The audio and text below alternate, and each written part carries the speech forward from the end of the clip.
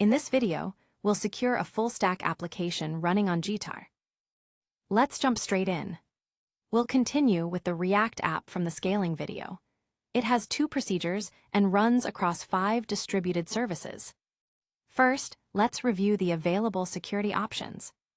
Access to application files is controlled by the repository service through a mandatory allow list, as explained in the app creation video.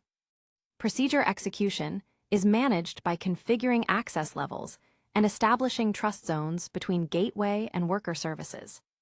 Authentication can be handled through middleware, ensuring only authorized requests reach the services.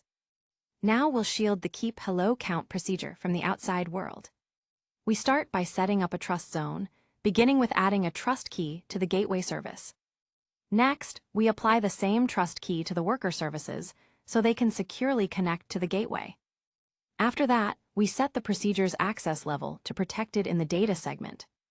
With everything configured, we can try it out.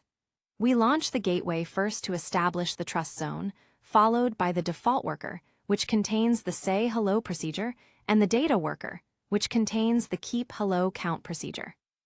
For testing, we'll use the browser to run the procedures through Jitar's RPC API. The public say hello procedure responds as expected, since the default worker is allowed to call the protected keep hello count procedure on the data worker.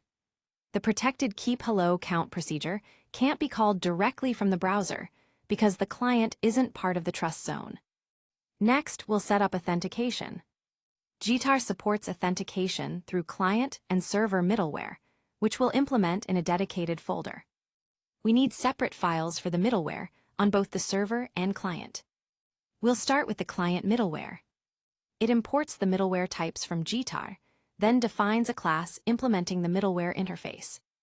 The handle function receives the request object and the next handler. The request headers can be used to include authentication data. We'll keep the example simple, but links to real implementations are in the video description. After adding the header, we call the next handler to execute the procedure, and finally export an instance of the middleware so Jitar can register it. Now we'll implement the server middleware.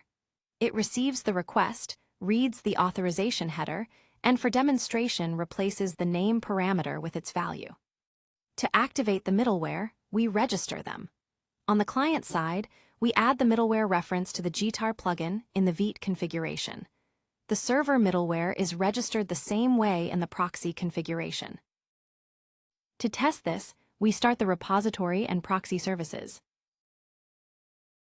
When we open the application through the proxy, we can see the name set by the client middleware. That is how to secure a full-stack application running on Jitar. More information and details can be found in the other videos and in the documentation at jitar.dev.